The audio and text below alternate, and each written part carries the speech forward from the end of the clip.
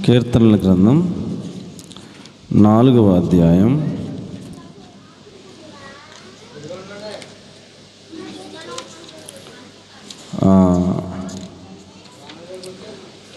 6వ వాక్యాన్ని చదువుకుందాం. మాకు మేలు చూపువాడెవడని పలుకువారు అనేకులు, యెహోవా నీ సన్నిధి కాంతి మా మీద ప్రకాశింప చేయము అని భక్తుడు ప్రార్థన చేస్తూ ఉన్నాడు. చిన్న ప్రార్థన చేసుకుందాం. ప్రభు మనతో మాట్లాడినట్లుగా దేవుని సహాయాన్ని కోరుకుందాం. అందరూ కూడా కళ్ళు మూసుకున్నట్లయితే చిన్న ప్రార్థన చేసుకుందాం. పరిశుద్ధము నమ్మకం కలిగిన మా ప్రియ పరలోకపు తండ్రి, మీకు వందనాలు స్తోత్రాలు చెల్లిస్తూ ఉన్నాం. ప్రభు మీ నామం పేరిట వాక్య పరిచర్య చేయనిమిత్తం నిలబడి ఉన్న నేను అల్పుడను నిష్ప్రయోజకులను ఒప్పుకుంటున్నాను. స్వామి, నన్ను మీ అగ్ని చేత కాల్చి పుట్టమేసి పరిశుద్ధపరిచి నాతో మాతో మాట్లాడమని సకల ఆటంకాలు, అడ్లు, నిద్రమత్తు, అవిధేయత, అల్లరి యేసు నామములో బంధించి నాశనం చేస్తున్నాం.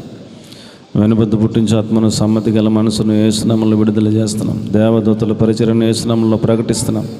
పరిశుద్ధాత్మదేవ మీ శైలిలో, మీ స్థాయిలో మీరు చేయనుద్దేశించిన కార్యాలన్నీ చేయగలరని మీ చేతులకు సమస్తం అప్పగించుకుంటూ మీ సహాయం కొరకై ప్రాధేయపడుతూ యేసు క్రీస్తు ప్రభుల వారి పరిశుద్ధమైన నామములో ప్రార్థించి అడిగి వేడుకొని పొంది ఉన్నాం తండ్రి, ఆమేన్. ప్రియులారా, మనం చదువుకున్న వాక్య భాగంలో నీ సన్నిధి కాంతి ప్రకాశింపచేయము అని భక్తుడు ప్రార్థన చేస్తున్నాడు.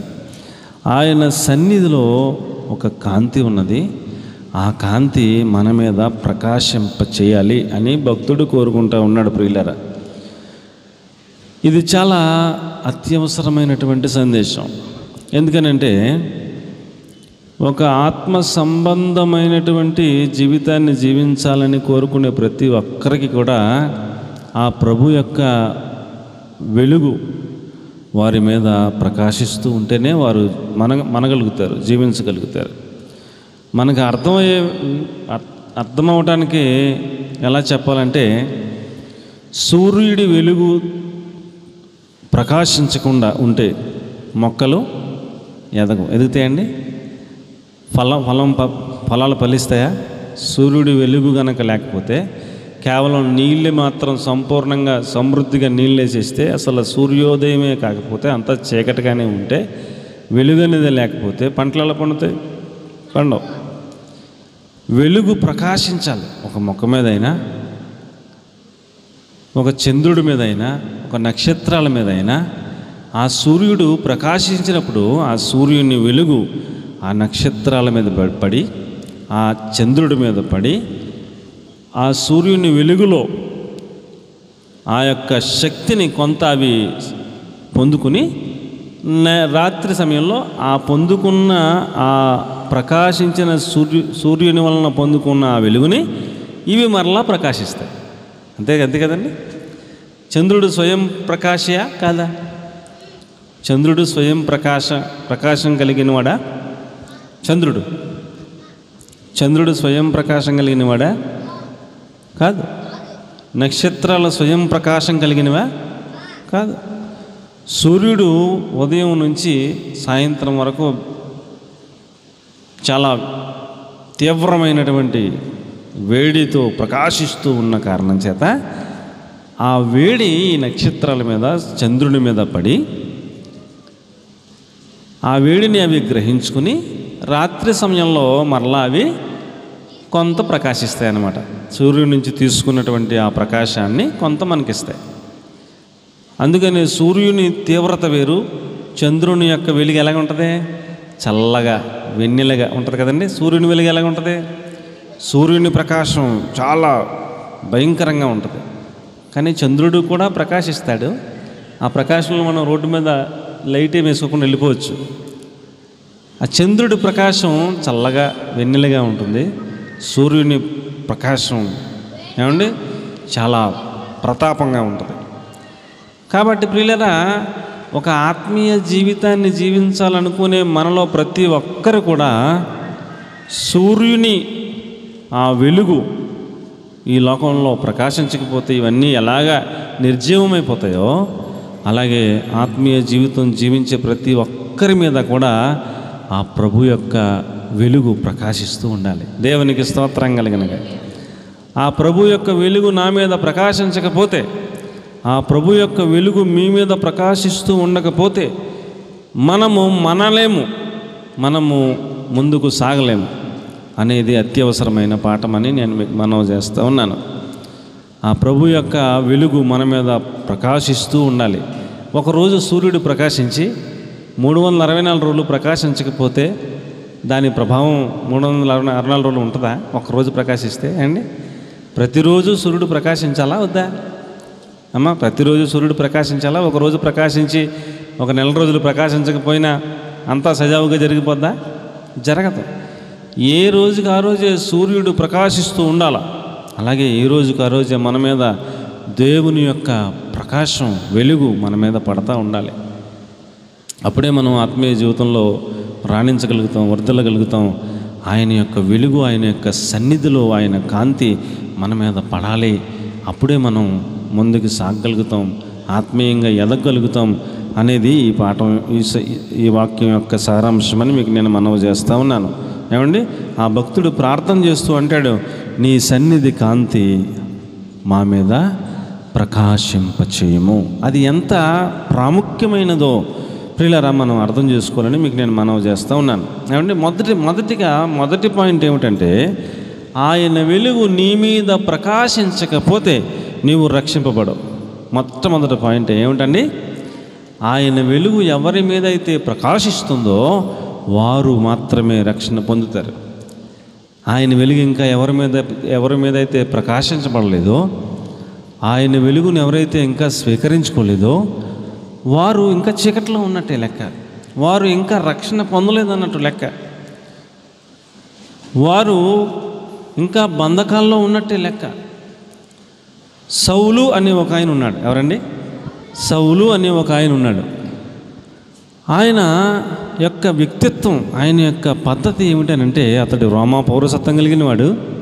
అతడి యొక్క తండ్రి గారు ఓడలో వ్యాపారం చేస్తూ ఉండేవాడంట. అతడు బాగా చదువుకున్నవాడు. సౌలు విద్యావంతుడు. ఏమండి, ఆ రోమా ప్రభుత్వంలో ఒక అధికారిగా పెత్తనం చెలాయిస్తూ ఉన్నాడు. చదువు ఎక్కువే, ఏమండి, ధనము ఉంది.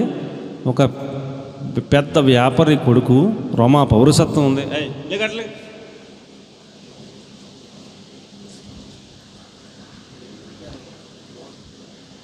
అలాగే ప్రియులారా, అతడు ఏం చేస్తున్నాడంటే, దేవుని పిల్లలు ఎవరైనా కనపడితే, క్రైస్తవులు అన్నవారు ఎవరైనా కనపడితే వాళ్ళ మీద దూషిస్తున్నాడంట. ఏం చేస్తున్నాడంట? దూషిస్తున్నాడు, హింసిస్తున్నాడు, హాని చేస్తున్నాడు. ఏం చేస్తున్నాడంటే 3 రకాలు. ఏం చేస్తున్నాడంట? వీళ్ళు దేవుని పిల్లలు అని అలాగే అతని గాడికి అనిపిస్తే వెంటనే తిడతాడంట. తర్వాత ఏం చేస్తాడు? దూషిస్తాడు, హింసిస్తాడు. ఏం చేస్తాడండి? మొదటగా దూషిస్తాడు, తర్వాత కొడతాడనమాట, హింసిస్తాడు, తర్వాత హాని చేస్తాడు. హాని అంటే చంపేసేదాకా. ఏమండి, అతని ఇష్టం. అలాగున ఆ దమస్కు, ఆ పరిసర ప్రాంతాల్లో, రోమా పట్టణంలో సౌలు అన్న పేరు వినేసరికి దేవుణ్ణి ఎరిగిన బిడ్డలందరూ కూడా, అయ్యి బాబోయ్, సౌలు అంతటి దుర్మార్గుడు ఎవరో లేరు. అతడు సైతాను ఏజెంట్లాగా దేవుని పిల్లలు కనపడితే వాళ్ళను తిట్టడం, కొట్టడం, చెరసాల్లో వేయించడం, చంపేయడం. స్టెఫను ఏ తప్పు చేయలే. స్టెఫనును రాళ్ల చేత కొట్టి చంపించడానికి దగ్గరే ఉండి అతన్ని చంపించడానికి ఇతడు ప్లాన్ చేశాడు. స్టెఫన్ వీళ్ళందరూ, ప్రజలందరూ రాళ్లతో కొట్టి చంపించారు. అక్కడ కావలిగా ఉన్నాడంటే సౌలు అన్న ఆయన. అంత దుర్మార్గుడు అనమాట. అలాంటి వ్యక్తి దమస్కు ప్రాంతంలో కూడా వెళ్ళి అక్కడ ఉన్నటువంటి దేవుని పిల్లల్ని కూడా హింసిద్దామని అధికార పత్రాలు చేతిలో పట్టుకుని కూడా సైనికులను వేసుకొని గుర్రం మీద వెళ్ళిపోతూ ఉంటే, యేసుప్రభు కొంతకాలం చూశాడు. వీడు మారతాడేమో అని. మనవాడు ఎక్కడ మారతాలా, ఇంకా ఎక్కువైపోతున్నాడు. యేసుప్రభుకి సరే సమయం వచ్చిందని చెప్పేసి దర్శిద్దామని ఆయన వచ్చాడంట భూమి మీదకి. ఈ మన కన్నులు, మానవ కన్నులతో యేసుప్రభుని మనం చూడలేం. ఆయన దేవాది దేవుడు, కోటి సూర్యకాంతుల కంటే ఎక్కువైన తేజోమహిమను కలిగిన వాడు. ఒక సూర్యుడి కాంతినే మనం మిట్ట మధ్యాహ్నం అలా చూస్తే కళ్ళలోంచి ఏమొస్తాయి? నీళ్ళు వస్తాయి. ఇంకా అలాగే ఒక అరగంట గంట చూస్తే కళ్ళు పోతాయి కూడా. అలాంటిది కోటి సూర్యుల కాంతుల కంటే ఎక్కువైన తేజోమహిమ కలిగినటువంటి ఆ మహాదేవుడు ఆ సౌలు వెళుతున్న మార్గానికి అడ్డుగా వచ్చి నిలబడ్డాడంట. నిలబడితే ఆయన స్వరూపాన్ని చూడలేకపోయాడు, కానీ ఆయన వచ్చి నిలబడిన తర్వాత ఆయన వెలుగు ప్రకాశించిందంట. ఏమైందంటే అండి, ఒక ప్రకాశమానమైన వెలుగు అలాగా దారిలో అలాగ ప్రకాశించిందంట. ఆ వెలుగును చూసి, ఆ వెలుగును చూడలేక తన కన్నులతో తట్టుకోలేక కింద పడిపోయాడు గుర్రం మంచి. అతడి చుట్టూ ప్రకాశించిందంట. సైనికులు చాలామంది ఉన్నారు, కానీ వాళ్ళ చుట్టూ కాదు, ఇతడి చుట్టూనే ప్రకాశించిందంట ఆయన వెలుగు. ఆ వెలుగు, దేవుని యొక్క వెలుగు ఎవరి చుట్టూ ప్రకాశిస్తుందో వారు రక్షణ పొందుతారు. దేవునికి స్తోత్రం కలిగిన. ఆయన పడిపోయాడు, పడిపోతే కళ్ళు గుడ్డోడైపోయాడు, కళ్ళు కనపడతలేదు. ఎవరైనా అని అడుగుతున్నాడు. అప్పుడు యేసుప్రభు అన్నాడు, నేను నీవు హింసించుతున్న యేసును అన్నాడు. అర్థమైపోయింది సౌలుకి, అమ్మో యేసు ప్రభు అంటే దేవత దేవుడు, ఆయన పిల్లల్నే నేను హింసిస్తున్నాను కదా, తన పిల్లల కోసం ఆయనే దిగి వచ్చినట్టున్నాడు. ఆయన వెలుగుకే నేను తట్టుకోలేక కళ్ళు పోగొట్టుకుంటే ఇంకా ఆయనతో మనం దెబ్బలాట పెట్టుకుంటే ఎక్కడికి గెలుస్తాం? అక్కడికి యేసు ప్రభు చెప్పాడు, మునికొరలకు ఎదురుతున్నట్టు నీకు అసాధ్యం, నా పిల్లలను నీవు హింసిస్తున్నావు, జాగ్రత్త అని హెచ్చరిక చేసేపటికి మనోడికి అర్థమైపోయి, ప్రభువా నన్ను ఏం చేయమంటావు అని అడిగాడు. అప్పుడు యేసు ప్రభు చెప్పాడు, సరే నాన్న, నీవు పలానా వీధిలోకి వెళ్ళు, అక్కడ ఉండు, నేను పాస్టర్ గారిని పంపిస్తాను, ఆయన ప్రార్థన చేస్తాడు, అప్పుడు నీ కళ్ళకి ఉన్న పొరల వంటివి రాలిపోతాయి, అప్పుడు నీకు చూపు కనిపిస్తుంది. ఆ తర్వాత నువ్వు గమనీయులు పాదాల దగ్గర సేవలో ట్రైనింగ్ అవ్వు, నేను నా సేవకుడిగా అద్భుతంగా వాడుకుంటానని చెప్పి దేవుడు సెలవిచ్చాడు. ఆయన వెళ్ళిపోయాడు. ఇప్పుడు ఇతనితో ఉన్న సైనికులు ఆ వీధిలోకి తీసుకెళ్ళి అక్కడ పెట్టారు. పెట్టిన తర్వాత పాస్టర్ గారికి దేవుడు ప్రత్యక్షమై, నాన్న నీవు వెళ్ళి సౌలుకు ప్రార్థన చేయంటే, పాస్టర్ గారు అన్నాడు, బాబోయ్ సౌలు అంటే చాలా డేంజర్ అండి బాబు, దేవా ఆయన దగ్గరికి వెళ్ళమంటే పెట్టాడు, చంపేస్తాడు, కొట్టేస్తాడు, హింసిస్తాడు, తెలదా, నేను నన్ను వెళ్ళమన్నా పెట్టంటే యేసుప్రభు అన్నాడు, నేను అతడికి దర్శించాను, నా వెలుగు చూపించాను, నా ప్రకాశం అతడి మీద పడింది, అతడు మారిపోయాడు నాన్న, రక్షణ పొందాడు. నువ్వు వెళ్ళేటప్పుడు ధైర్యంగా వెళ్ళేసరికి సౌలు ఉన్నాడు, కళ్ళు కనపడతలా, నాన్న ప్రార్థన చేయమంటావా అని అడిగాడు పాస్టర్ గారు. అయ్యా చేయండి అయ్యా అన్నాడు. ఇదేంటి ఎంత చాలా నెమ్మదిగా మాట్లాడుతున్నాడు, చాలా రుబాబుగాడు కదా, అయితే నిజంగా మారాడని చెప్పేసి ఆయన ప్రార్థన చేశాడు. వెంటనే కళ్ళ నుంచి పొరల వంటివి రాలిని అంట. ఏమని అంటండి, కళ్ళ నుంచి పొరల వంటివి రాలి అంట. అప్పుడు కళ్ళు బాగా కనపడ్డాయంట. అప్పుడు వెళ్ళి గమానియేలు గారి పాదాల దగ్గర ట్రైనింగ్ తీసుకుని అప్పుడు సేవలో దేవుని కొరకు అనేక శ్రమలను భరించి, ఈయనే అనేకులు కొట్టేవాడు, ఇప్పుడు ఈయన కొడుతుంటే మారు మాట్లాడకుండా దేవుని ప్రేమను చూపించి ఆసియా ఖండమంతా తిరిగి గొప్ప సేవ చేశాడు, అనేక పత్రికలు రాశాడు. ఒక వ్యక్తి దేవునిలో సంపూర్ణ భక్తి చేయాలంటే ఆయన పత్రికలు చదవకుండా చేయలేం, అంత విశేష ప్రత్యక్షతలను పొందుకున్నాడు, గొప్ప సేవ చేశాడు అండి.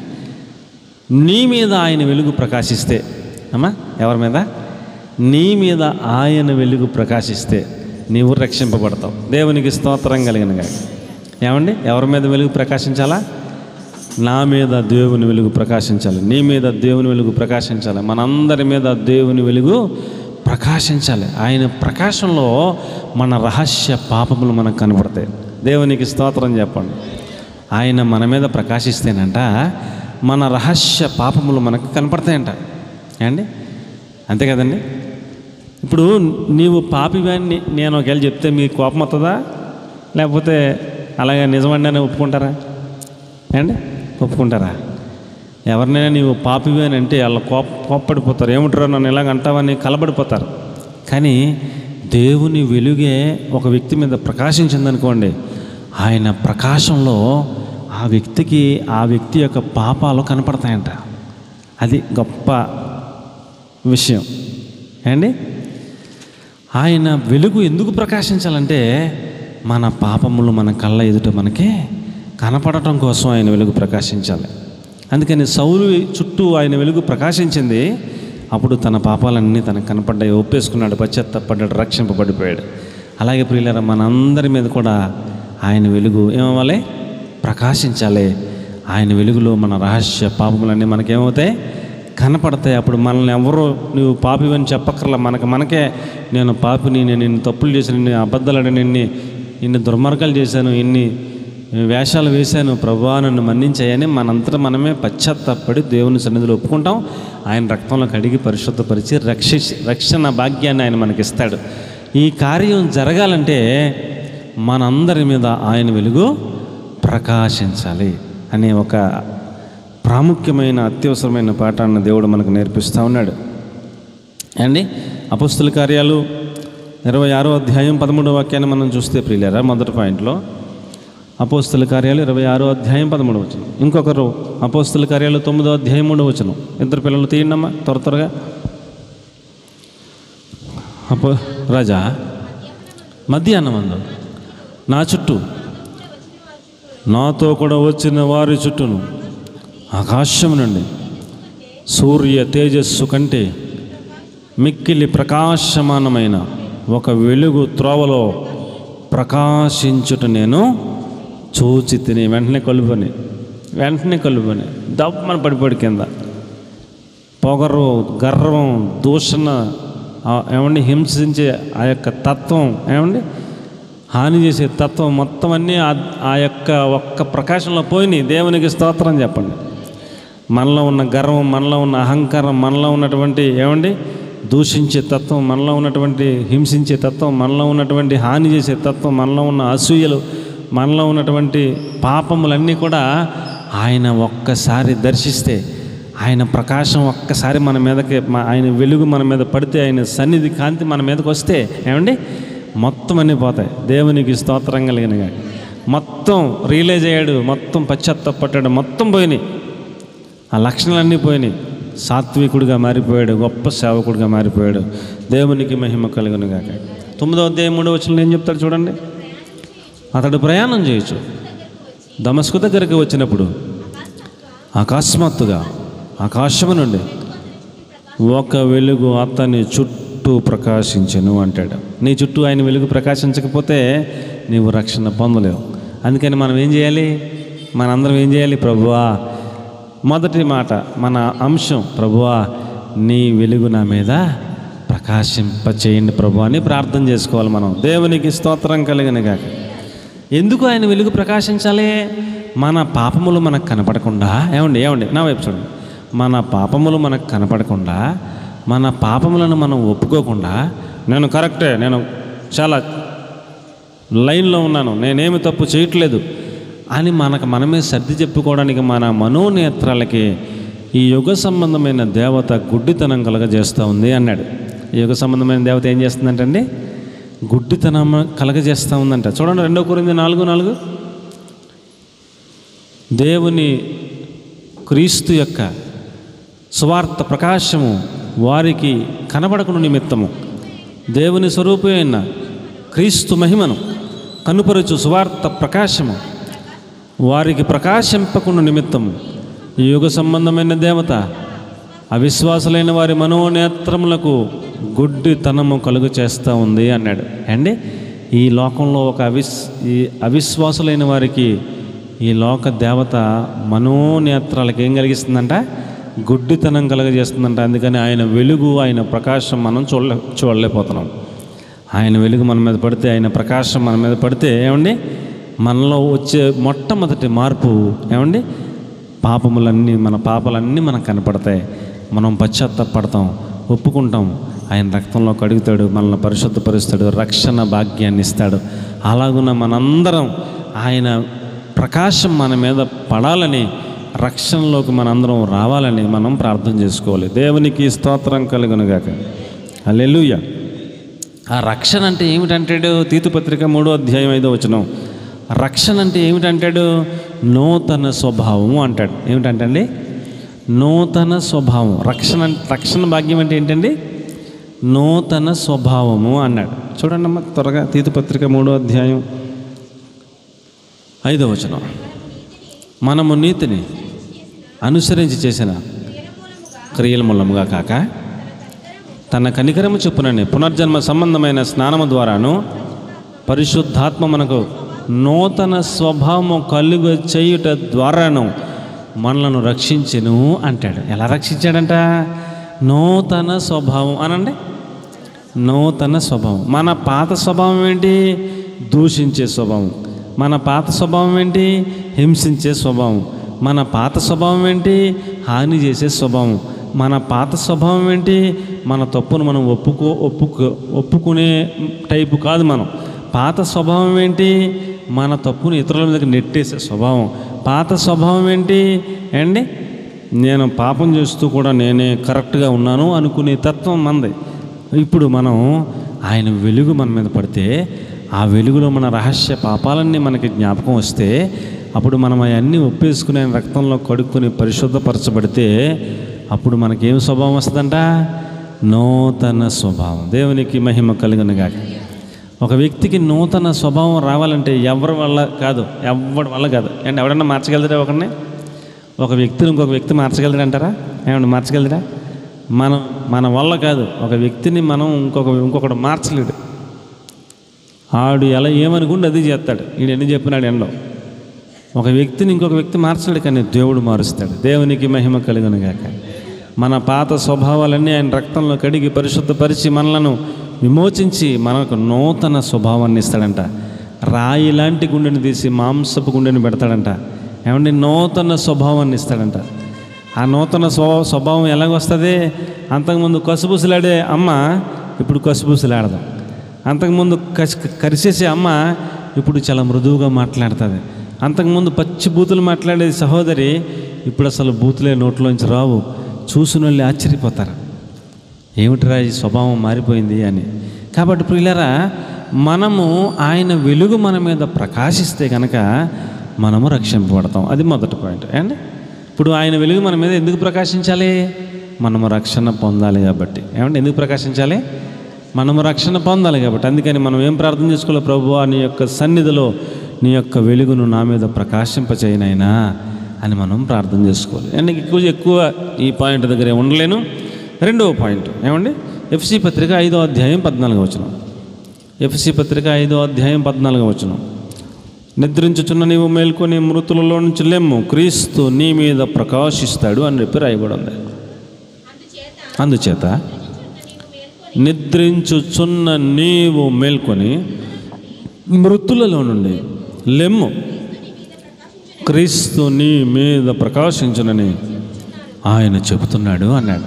నా వైపు చూడండి దయచేసి. మొదటిగా క్రీస్తు ప్రభు మన మీద ప్రకాశించవలసిన అవసరం ఏముందని మనం ఆలోచిస్తే, మనము పాపంలో ఉన్నాము. మన పాపములను మనం ఒప్పుకోవాలన్నా, మన రహస్య పాపాలు మనకి కనబడాలన్నా, మనము రక్షణ పొందాలన్నా ఆయన వెలుగు మన మీద ప్రకాశిస్తేనే జరుగుతుంది కార్యం అని మొదటి పాయింట్లో మనం చెప్పుకున్నాం. ఇప్పుడు మన అందరం కూడా రక్షణ భాగ్యంలోకి వచ్చేసాం. ఏమంటే అనుకోండి, ఎందులోకి వచ్చేసాం? మొదటి పాయింట్ మనం అందరం కూడా నేర్చుకున్నాం.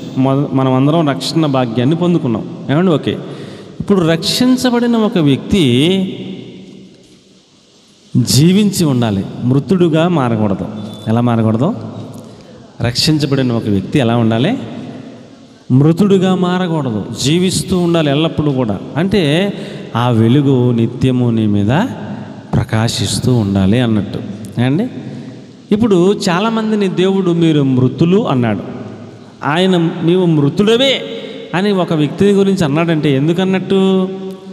నీవు జీవించుతున్నావన్న పేరు మాత్రం నీవు జీవించుతున్నావు, కానీ అంటే మనం బతికే ఉన్నాము, చచ్చిపోలేదు, జీవిస్తూ ఉన్నాము. కానీ మారు మనసు కూడా పొందామని చెప్పుకుంటున్నాం, రక్షణ భాగ్యం పొందామని చెప్పుకుంటున్నాం. కానీ మనము ఇంకా ఆయన వెలుగు మన మీద ప్రకాశిస్తుందా లేదా అని గమనించలేకపోతున్నాం అండి. ఒకసారి వెలుగు ప్రకాశించింది, రక్షణ భాగ్యంలోకి వచ్చాం. మరి రోజు ఆయన వెలుగులో ప్రకాశంలో ఉండాలిగా. ఏమన్నా ఉండాలా వద్దా? అమ్మ ఉండాలా వద్దా? రక్షించబడిపోయాం కదా, మారు మనసు పొందేసాం కదా, మాకు పరలోక రాజ్యం గ్యారంటీ అని కొంచెం ఏమంటారు నిర్లక్ష్య స్వభావం, కొంచెం ఏమంటారు అశ్రద్ధ మనలో ఉండకూడదని దేవుని వాక్యం మనకు తెలియజేస్తూ ఉంది. నిద్రిస్తూ ఉన్నారంట. ఏం చేస్తున్నారంట అండి? నిద్రించుతున్నారటండి. ఎవరు నిద్రిస్తున్నారు? మారు మనసు పొందిన వాళ్ళే, రక్షణ పొందిన వాళ్ళే. ఏం చేస్తున్నారంట? నిద్రపోతున్నారంట. ఇప్పుడు ఆయన పరలోక రాజ్యం అనే పొలానికి కాపలాగా పెట్టాడు మనల్ని. ఏమండి ఎలా పెట్టాడు? కాపలాగా పెట్టాడు దేవుడు. కాపలాగా పెట్టి పొలంలో మొక్కలు వేసాను, గోధుమ గింజలు వేసాను, అండి. మీరు జాగ్రత్తగా కాపలా కాయండి, మనకి కాపలాకి మనల్ని పెట్టాడు. ఇప్పుడు మనం మారుమనసు పొందిన వాళ్ళమే, రక్షింపబడిన వాళ్ళమే. మన మీద ఒక బాధ్యత పెట్టాడు. పరలోక రాజ్యం అనే పొలం మీ చేతిలో పెట్టానరా, మెలుకుగా ఉండండి అని చెప్పాడు. మనమేమో ఆయన అలాగే వెళ్ళిపోయి నిద్ర అవుతున్నాం మనం. అంటే ఇప్పుడు మన మీద ఆయన వెలుగు ప్రకాశిస్తున్నట్ట లేనట్ట? మనం నిద్రపోతున్నాం, అది మన అశ్రద్ధ. ఏమండి, మనం మెలుగుగా ఉండకపోవడం ఏంటి పొరపాటు, ప్రాబ్లం ఏంటి? మన అశ్రద్ధ. ఆయన ఏం మెలుగుగా ఉండమన్నాడు, మనమేమో నిద్రపోతున్నాం. అప్పుడు శత్రువు వచ్చాడు. ఎవరు వచ్చారండి? శత్రువు వచ్చాడు. శత్రువు వచ్చి ఆ పొలంలో గురుగులు జల్లేసిపోయాడంట. శత్రువు వచ్చినట్టు వీళ్ళకి తేలదాం, గురుగులు జల్లినట్టు వీళ్ళకి తేలదాం, వెళ్ళిపోయినట్టు వీళ్ళకి తేలదాం. ఏమండి, వీళ్ళు శుభ్రంగా మెలుగుగా లేచి స్తోత్రం అంటున్నారు. శత్రువు వచ్చాడురా, గురుగులు ఎట్టాడురా, ఎన్ని ఎట్టాడురా, మరి మీరు నిద్రపోతున్నారు. ఎలాగైతే మీరు బతికినట్టుగా పేరుకి బతుకుతున్నారు, కానీ మీరు నిద్రపోయినట్టేరా అని చెప్తున్నాడు. అదే విషయం. మీరు చచ్చిపోయినట్టే, మీరు మృతులే అంటున్నాడు. ఎలాగంటండి, మనం మారుమనసు పొందిన వాళ్ళమే, రక్షింపబడిన వాళ్ళమే, కానీ మెలకువ లేదు. ఏం లేదు? మెలకువ లేదు, అశ్రద్ధ, నిర్లక్ష్యం. ఏమండి, పర్వాలేదులే అనే స్వభావం చచ్చిపోయినట్టుతో సమానం రా అంటున్నాడు. నువ్వు మృతుడవే అంటున్నాడు, నువ్వు నిద్రిస్తున్నావు అంటున్నాడు. అందుకని నువ్వేమంటున్నాడు? నిద్రించడం నువ్వు మేలుకొని. చదవమ్మా, అది చదవా 5:14. నిద్రించడం నువ్వు మేలుకొని, మృతుల్లో నుంచి లేము, క్రీస్తు నీ మీద ప్రకాశించునని ఆయన చెప్పుచున్నాడు అన్నాడు. మృతులు అంటే ఇది. నిద్రించుట అంటే ఏమండి, చాలామంది బాప్తిసం కూడా తీసుకుంటారు. ఏమండి నా మాట్లాడకండి, బాప్తిసం కూడా తీసుకుంటారు. రొట్టెలో రసంలో పాలు పంపులు పొందరు. వాళ్ళని ఏమన్నాడు ప్రభు? వాళ్ళని ఏమన్నాడు? మీరు నిద్రించుచున్నారు అన్నాడు. ఏమంటే నిద్రించడం అంటే చచ్చిపోయినట్టు అక్కడ అర్థం అనమాట. మృతుడు అని అర్థం. నిద్రించడం అంటే ఏంటండి? మృతులు అని అర్థం. నా శరీరం తిని నా రక్తము త్రాగబడి నిత్య జీవము గలవాడు. ఒకవేళ ఆ శరీరం తినకపోతే, ఆ రక్తం తాగకపోతే ఏమన్నట్లు లెక్క? నువ్వు బతుకుతున్నావు పేరుకి, అంతే. నువ్వు చచ్చినోడితో సమానం ఆత్మీయంగా అని తిడుతున్నాడు యేసుప్రభు. అండి ఎలాగంట? మనం ఇంట్లో ఉంటాం అనుకోండి. నా వెబ్సైట్ మన ఇంట్లో ఉంటాం. మన ఇంట్లో మనం ఉంటాం. కానీ అమ్మ పిలుస్తుంది, అమ్మ ఏదో పని చెప్తుంది, ఏ పని చెయ్యం. అప్పుడు అమ్మకి చిరాకు వచ్చి ప్యాన్ వేసుకొచ్చి ఏమంటుంది? నువ్వు బతికిన సత్యం దాంతో సమానమే, ఎందుకే నువ్వు వేస్ట్గా ఇంట్లో ఏ పని చెయ్యవు, ఎక్కడ తీసి అక్కడ ఎట్టో ఏ మాట ఏనో ఉన్నా లేనట్టు నువ్వు అని అంటారా? అదే అంటున్నాడు యేసుప్రభు కూడా. మీరు రక్షణ పొందామని అనుకుంటున్నారు, నేను కాపలా పెడితే నిద్రపోతున్నారు. శత్రువు వచ్చాడు, గురుగులు చల్లాడు. ఇప్పుడు గురుగులు పెరుగుతున్నాయి, గోధుమలు పెరుగుతున్నాయి. అప్పుడు వీళ్ళు అంటున్నారు, ప్రభువా గురుగులు పీకేమా అంటున్నాడు. మీరు గురుగు మొక్క పీకితే దాంతోపాటు గోధుమ మొక్క కూడా వచ్చేద్దరా, ఇప్పుడు పీకకూడదు, మొత్తం అంతా పంట అంతా పండిదాకా అలాగా ఓపుకుతో ఉండాల్సింది, ఇప్పుడు పీకకూడదని చెప్పాడు దేవుడు. వీళ్ళు మెలుగుకుంటే శత్రువు వస్తాడా? గురుగులు చల్లుతాడా? అండి మెలుగు లేకపోతే నిద్రించటం నువ్వు చచ్చినట్టుతో సమానం అంటున్నాడు. ఈ ఆత్మీయ జీవితంలో రక్షణ పొందేసామని నిద్రపోతా కుదరదు, రక్షణ పొందేసామని నిర్లక్ష్యంగా ఉంటా కుదరదు. రక్షణ పొందేసామని చెప్పేసి అండి ఒకవేళ అశ్రద్ధగా ఉంటే నువ్వు చచ్చినట్టుతో సమానం అంటున్నాడు. చూడండి ఇంకా ఏమంటాడో. ప్రకటన గ్రంథం 3వ అధ్యాయం 1వ వచనం. ప్రకటన 3:1. నీవు మృతుడవే, నువ్వు చచ్చినట్టుతో సమానం అంటాడు.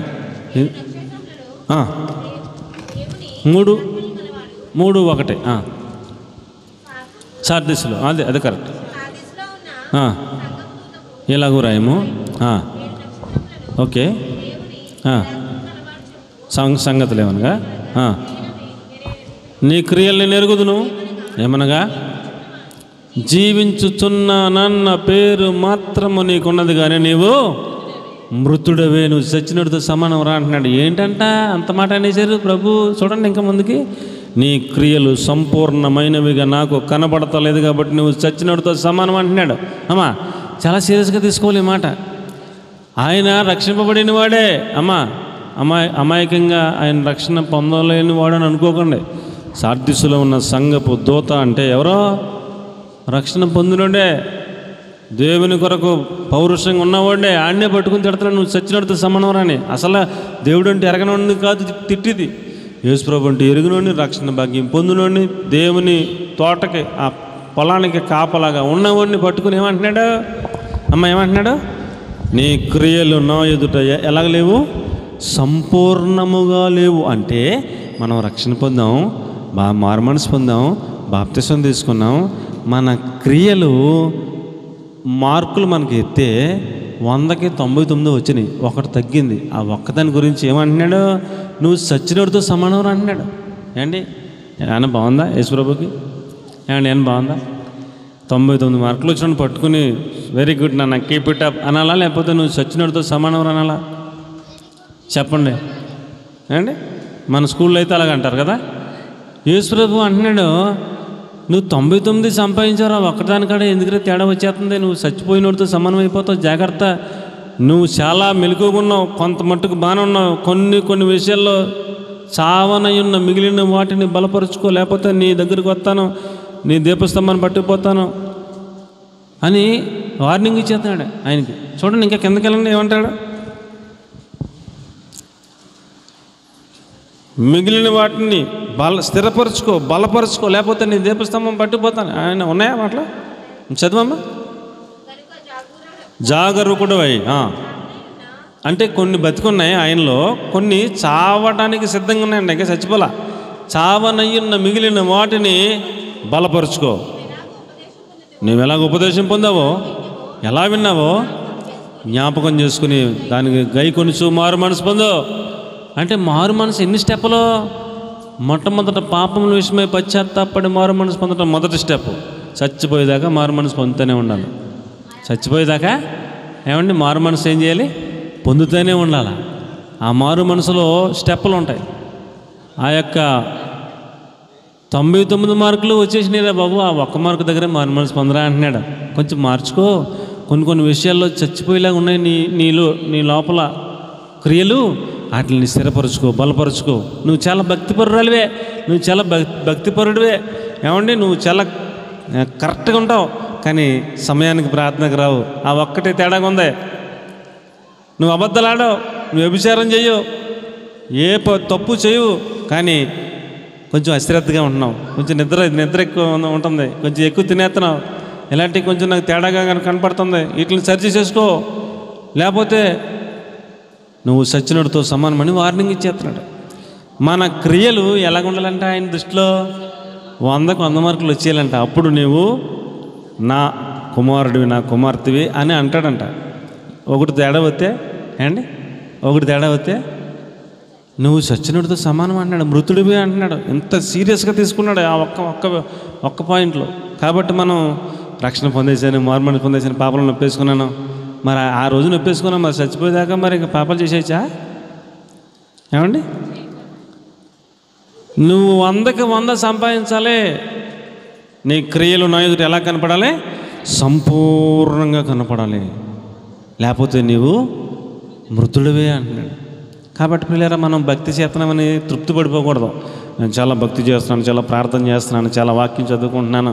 నిజమేరా బాబు, ఆయన దృష్టిలో ఇంకా 99గా వచ్చావు, ఇంకా ఒకటి తేడా వచ్చేస్తుంది. అక్కడ జాగ్రత్తగా చూసుకునేట్లని గుర్తుపెట్టుకుని బలపరుచుకో, స్థిరపరుచుకో. ఆ తేడా కూడా జరగకుండా సిద్ధపడు అని ఆయన హెచ్చరిక చేస్తున్నాడు, వార్నింగ్ ఇస్తున్నాడు. నేను మీకు మనవి చేస్తున్నాను. ఏమండి చాలా పాయింట్లు ఉన్నాయి, అన్నీ చెప్పడానికి నాకు సమయం సరిపోదేమో. ఏమండి చూడండి, హెబ్రీ పత్రిక 6:2 అంటాడు, మారు మనసు, బాప్తిస్మము, మృతుల పునరుద్ధానము అనే పునాది మరలా వేయక సంపూర్ణుల మొగుటకు సాగిపోదాము అంటాడు. అండి నిర్జీవ క్రియలను విడిచి మారు మనసు పొందావు, దేవుని అందులో విశ్వాసం ఉంచావు, బాప్తిసం తీసుకున్నావు, హస్తనిక్షేపణ అభిషేకం చేయించుకున్నావు, మృతుల పునరుద్ధానం నేను చచ్చిపోతే లెగుతానని నిరీక్షణలోకి వచ్చావు, నిత్యమైన తీర్పు ఉందని తెలుసుకున్నావు. అదంతా పునాదేరా బాబు. ఇంకా అక్కడే ఉండకో. పునాది కట్టాక ఇంకా పునాది పైన ఇల్లు కట్టుకోవాలి, స్లాబ్ వేసుకోవాలి, ప్లాస్టింగ్ చేసుకోవాలి, బోల్డ్ అంత గొడవ ఉంది. సంపూర్ణుడిగా మారు అని చెప్తున్నాడు. పునాది కట్టేసుకున్నాను, సంకల్కి ఉద్దేశుకుని నేను పునాది కట్టుకున్నాను, పరలోక రాజ్యం నాదే అని అనుకున్నవాడు తెంగరాడా తెలివైనాడా? ఏమండి అమ్మా, మరి ఇంకా చాలా కట్టాల్సింది ఉందా లేదా? మరి పునాది కట్టే మరి అంత సంకల్కి ఉద్దేశించి నేను చాలా భక్తిపరులని అనుకోకు. ఇంకా స్లాబ్ సన్సైడ్ అవ్వాలి, స్లాబ్ అవ్వాలి, ప్లాస్టింగ్లు అవ్వాలి, బోలంత గొడవ గోత్రం ఉంది, సీలింగ్ చేయాలి, లైట్లు పెట్టాలి, ఏమండి ఎలక్ట్రికల్ పని చేయాలి, ప్లంబింగ్ పని చేయాలి, బోళ్ళంత ఉందరా బాబు. ఇంకా రంగులు వేయాలి, చాలా ఉంది. నువ్వు పునాది కడకు వచ్చే నేను సంపూర్ణ అయిపోయినానని పెద్ద అడబుడు చేయకు. నీ క్రియలు సంపూర్ణంగా నా ఎదుట లేవు, ఇంకా నువ్వు సచ్చినోడితో సమానం అయిపోతావు, జాగ్రత్త అని హెచ్చరిక చేస్తున్నాడు. అసలు మారు మనసు పొందినోడు, అసలు బాప్తిజం తీసుకున్నాడు, అసలు పునాది కూడా కట్టినాడు, ఖాళీ స్థలంలాగా ఉన్నవాడు, ఆడి గొడవ తర్వాత చూద్దాం. ఏమండి, నువ్వు మారు మనసులోకి వచ్చావు, బాప్తిజం తీసుకున్నావు, మృతుల పునరుద్ధానం గురించి తెలుసుకున్నావు, పునాది దాకా బాగానే వచ్చావు, మరి అక్కడి నుంచి ఏం చేయాలి? నిద్ర అవద్దని చెప్తున్నాడు. ఏం చేయొద్దు? నిద్రపోవద్దు, మెలకువగా ఉండు, జాగ్రత్తగా ఉండు, మిగతాది కూడా కట్టుకో, ఆత్మీయత నువ్వు చచ్చిపోయే లోపల కంప్లీట్ చేసుకో, రంగులు కూడా వేసుకుని గృహప్రవేశం దాకా రానా అని చెప్తున్నాడు. అది మ్యాటర్. అర్థమైన వాళ్ళందరూ స్తోత్రం చెప్పండి. ఏమండి, ఇంకా అంటాడు 1 తిమోతి 2:1 మీరు సంపూర్ణ భక్తి చేయాలంటే దేశం కోసం ప్రార్థన చేయండి, అధికారుల కోసం ప్రార్థన చేయండి, విజ్ఞాపన, ప్రార్థన, యాచన, కృతజ్ఞత స్తుతులు చెల్లిస్తూ ఉండండి, అది సంపూర్ణ భక్తి అన్నాడు. అంటే మనం మన కోసమే ప్రార్థన చేసుకుంటున్నాం అనుకోండి, సంపూర్ణమా? ఇన్ని చేస్తేనే సంపూర్ణం అన్నాడు. అండి, కాబట్టి పిల్లరా, ఆయన దృష్టిలో సంపూర్ణం అవ్వాలి. నేను భక్తిపరుణ్ణే అనుకుంటే ఇంకా చాలా ఉందర బాబు అని చెప్తున్నాడు. అది మనం నేర్చుకోవాల్సింది. 90 కాడికే వచ్చావరా, ఇంకా 99 కాడికి వచ్చావు, ఇంకా 1 ఉందర బాబు, జాగ్రత్త. ఆ ఒక్క పాయింట్ కూడా నువ్వు ఫెయిల్ అయిపోతే మొత్తం దెబ్బతినేస్తావు ఆత్మీయ జీవితంలో, అది కూడా సంపాదించుకున్నా, మొత్తం కంప్లీట్ చేయనన్నా అని చెప్తున్నాడు. అది ఏమండి, హెబ్రీ 1 తిమోతి 2:1 సంపూర్ణ భక్తి గురించి చెప్పాడు. ఓకే, చాలమ్మ, చాలు. అందరి కోసం ప్రార్థనలు, విజ్ఞాపనలు, ఏమండి, యాచన, కృతజ్ఞతాస్తుతులు చెల్లించమని చెప్పాడు. అది చాలాసార్లు చెప్పాను మీకు నేను. ఆ తర్వాత సంపూర్ణ విధేయత కలిగి ఉండమంటాడు. అండి, ఆ వచనాలన్నీ చెప్పలేను, ఇంకా టైం లేదు. సంపూర్ణ విధేయత. అండి, మనం విధేయత కలిగి ఉంటాం, పాస్టర్ గారి మాట వింటాం, అన్ని విషయాల్లో వినం. అమ్మ, అన్ని విషయాలు వింటారా? కొన్ని విషయాలు వింటారు, కొన్ని విషయాల్లో మీ ఇష్టమే, మీ చిత్తమే, మీరు ఎలాగనుకుంటే అలాగే అన్నీ పాస్టర్ గారు చెప్పినట్టు వింటారండి మీరు. ఏమండి, కొన్ని మీ చిత్తాలు ఉంటాయి, మీ ఇష్టం ఉంటుంది, మీరు అనుకున్నట్టు చేసేస్తారు. పాస్టర్ గారి దగ్గరికి వచ్చి అయ్యా మీ ఇష్టం అండి, మీరు ఎలాగంటే అలాగండి అని అంటారు. ఉత్తుది ఏముండదు. ఏమండి, సంపూర్ణ విధేయత, భర్తకి సంపూర్ణంగా విధేయత కలిగి ఉండమని చెప్పాడు దేవుడు. అండి, ఆయన ఏదో 10 చెప్తే 1-2 వింటారు, మిగిలిన వింటారటి. ఆయన అలాగెళ్ళిపోతాడు. అమ్మాయి చేసావంట, అన్నీ చేశానండి, ఉత్తిది, అన్నీ నీ ఇష్టమే, ఆయన ఇష్టమే ఉండదు, ఆయన చెప్పినట్టు చెయ్యు అండ్ అలాగే అంటారు. అంతే, అయిపోయింది. సంపూర్ణ విధేయత లేదు, సంపూర్ణ వినయం లేదు, ఏమంటే సంపూర్ణ నిశ్చయత లేదు. నిశ్చయత ఉంది, వినయం కూడా ఉంది, విధేయత కూడా ఉంది. అసలు లేదంటలా ఉంది. వినయం ఉంది, విధేయత ఉంది, మారు మనసు ఉంది, బాప్తిసం ఉంది, పునాది ఉంది, అండ్ అన్నీ ఉన్నాయి. అన్నీ ఎలాగున్నాయి? కొంచెమే. కాపలా గట్ట కాయమంటే ఏమైనా సరే అసలు నిద్ర రాకుండా మెలుకోకుండా అలాగే గంట సేపు ఉంటున్నావు, తర్వాత ఆటోమేటిక్ నీకు తెలవకుండానే అలాగంటున్నావు. ఇలాగ శత్రువు వచ్చేస్తాడు, గురుగులు వచ్చేస్తాడు, నీకు తెలుతలేదు. కాబట్టి మనం పట్టుదల కలిగి చాలా జాగ్రత్తగా ఈ ఆత్మీయ జీవితాన్ని కాపాడుకోవాలి, సంపూర్ణత వైపు నడిపించబడాలని దేవుని వాక్యం మనకు బోధిస్తూ ఉంది. ప్రియులరా, అలాగున మనం సంపూర్ణం అవ్వాలి అంటాడు. ఏమండి, ఎందుకని? మనము యేసుక్రీస్తు ప్రభుల వారి ఎదుట నిలబడాలంటే సంపూర్ణులనే ఆయన ఎదుట నిలబెట్టడానికి అవకాశం ఉంటుంది. ఒక్క మార్కు తేడా వచ్చినా కూడా ఆయన ఎదుట నిలబెట్టకూడదు. అది మ్యాటర్. ఎంత పట్టుదలగా పట్టుబట్టి నువ్వు మృతుడివే అని అంత సీరియస్గా చెప్తున్న కారణం ఏమిటంట? నువ్వు అసలు 1 మార్కు కూడా లేని స్థితి నుంచి 1 సంపాదించావు, 10 సంపాదించావు, 50 సంపాదించావు, మార్కులు 99 దాకా వచ్చావు. ఆ 1 కూడా సంపాదించుకోకపోతే నా ఎదుట నిలబడే శక్తి నీకు తక్కువైపోద్ది నాన్న. అది కూడా సంపాదించుకోరు, నా ఎదుట నువ్వు ధైర్యంగా నిలబడగలుగుతావు అని చెప్తున్నాడు అనమాట. అది విషయం. కాబట్టి మనము ఆ 100 మార్కులు సంపాదించుకోవాలంటే ఆయన వెలుగు ఖచ్చితంగా మన మీద ప్రకాశిస్తూ ఉంటేనే మనం ఈ ఆత్మీయంగా ఏమండి ఈ 100 మార్కులు తెచ్చుకోవటానికి మనకి ఆ సోర్సు ఆయనే. మన జ్ఞానం, మన తెలివి, లేకపోతే ఈ లోక సంబంధంగా ఏది అక్కడికి రాదు. ఆయన వెలుగు మన మీద ప్రకాశిస్తూ ఉంటే ఒక్కో ఇటుకు వేసుకుని ఇల్లు కట్టుకుంటాం, స్లాబ్ దాకా వస్తాం. ఆయన వెలుగు అక్కడ దాకా ప్రకాశించి అక్కడ ఆగిపోయింది అనుకోండి, అక్కడితో ఆగిపోద్ది. ఇంకా ప్రకాశిస్తూ ఉంటే ప్లాస్టింగ్లు కూడా చేసుకుంటాం. ఇంకా మన మీద ఆయన వెలుగు ప్రకాశిస్తూ ఉంటే రంగులు కూడా వేసుకుంటాం. ఇంకా ఆయన వెలుగు మన మీద ప్రకాశిస్తూ ఉంటే గృహప్రవేశం దాకా వస్తాం. అప్పుడు ఆయన ఎదుట ధైర్యముగా నిలబడగలిగినంత శక్తిని మనం సంపాదించుకుంటాం. దేవునికి స్తోత్రం కలుగునుగాక. హల్లెలూయా. 1 కొరింథీ 11:30 చెప్తాడు, నీవు నిద్రించుచున్నావు అంటాడు. అదే బల్ల తీసుకోవటం, రొట్టె రసం తీసుకోవటం, ఆ విషయంలో ఒక వారం తీసుకుని ఒక వారం తీసుకోకపోతే వాళ్ళని ఎలా పోల్చాడంటే దేవుడు, మీరు అనేకులు నిద్రించుతున్నారు అన్నాడు. అంటే చచ్చిపోయినట్టే. ఒక వారం తీసుకుని ఒక వారం తీసుకోకపోతే నువ్వు మృతుడివే అన్నట్టు లెక్క. కాబట్టి ప్రతి వారం తీసుకోవాలా, ప్రతి వారం మనల్ని మనం సరి చేసుకోవాలా, యోగ్యంగా ఆయన బలను సమీపించాలి. అప్పుడే నిత్యజీవం మనలో ఉంటుంది అన్నట్టు, లేకపోతే ఆ నిత్యజీవం ఆగిపోద్ది అన్నట్టు లెక్క. కాబట్టి ప్రియులారా, మనం సంపూర్ణులం అవ్వాలి. దేవునికి మహిమ కలుగును గాక. ఒక యవనస్తుడు అంట, నా వైపు చూడండి, ఒక యవనస్తుడు పరుగున వచ్చి యేసుప్రభు దగ్గర మోకాళ్ళని, బోధకుడా, సత్పురుషుడా, నేను నిత్యజీవమునకు వారసుని అవ్వాలంటే ఏం చేయాలని అడిగాడు.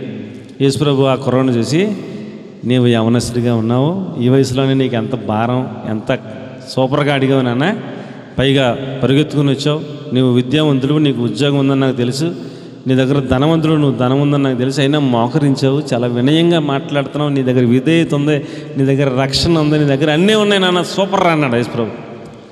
మరి నిత్యజీవం వెళ్ళాలంటే ఏం చేయాలి ప్రభు అని అడిగాడు. అడిగితే యేసుప్రభు అన్నాడు, నీకు ఆజ్ఞలు తెలుసా అన్నాడు. ఆజ్ఞలు తెలుసా అంటే, అయ్యా చిన్నప్పటి నుంచి పాటిస్తున్నానయ్యా, ఒక్క ఆజ్ఞ కూడా తప్పిపోకుండా పాటిస్తున్నాను అన్నాడు. అసలు ఆజ్ఞలు పాటించడమే బేభత్సం. ఆజ్ఞలలో ఒకటి కూడా తప్పిపోకుండా పాటించడం అంటే మామూలు విషయం అనుకున్నారా? చాలా కష్టం. ఆ కుర్రోడు ఆజ్ఞలన్నీ పాటించేసాడంట, ఒక్కటి కూడా బాల్యము నుండి ఒక్క ఆజ్ఞ కూడా తప్పిపోలేదని చెప్పాడు. సూపరు, ఆడి క్వాలిటీ సూపరు. కానీ యేసుప్రభు అన్నాడు, 99 దాకా వచ్చారా, ఇంకా ఒక్కటి తేడా ఉందిరా అన్నాడు. ఏంటి ప్రభు అన్నాడు వీడు. ఆ ఒక్కటే సరిచేసేసుకోనన్న, నీకు పరలోక రాజ్యం పక్క, గుమ్మం దాకా వచ్చేసావు, ఆ ఒక్కటే నువ్వు మార్చేసుకుంటే లోపలికి వెళ్ళిపోవచ్చురా అని చెప్పాడు. ఏంటి ప్రభు అని అడిగితే ఆ కుర్రోడిని యేసుప్రభు ప్రేమించి, నిన్ను వంకట దాకా ఏమీ లేదు, సూపర్గా బతుకుతున్నావు, నువ్వు అన్ని ఆజ్ఞలన్నీ పాటిస్తున్నావు, అద్భుతం, నీలాంటి కుర్రోడు ఎవడు ఉండడం, కానీ ఒక్కటి నీ దగ్గర తేడాగా ఉంది, నీకున్న ఆస్తిని అమ్మి బీదలకిచ్చి వచ్చి నన్ను వెంబడించు అన్నాడు. ఏమన్నాడండి? ఆస్తిని అమ్మేసి బీదలకిచ్చి నీవు వచ్చి నన్ను వెంబడించు అన్నాడు. ఆడి దగ్గర ఉన్న మైనస్ పాయింట్ అదే, అది కనిపెట్టేశాడు యేసుప్రభు. ఎన్ని ఆజ్ఞలైనా నెరవేరుస్తాడు, ఎంత కఠినమైన భక్తి చేస్తాడు, సూపరాడు. కానీ ఆడికి డబ్బు అంటే చాలా పిచ్చి పిచ్చి పిచ్చి పిచ్చి ప్రేమ.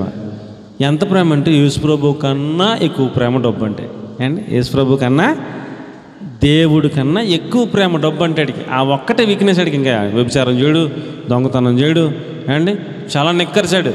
ఆడు ఎదురుగుండా ఎంత పాపం చేయడానికి ప్రేరేపించిన లొంగడు, అసలు అంత సూపరాడు, వండర్ఫుల్ కుర్రాడు.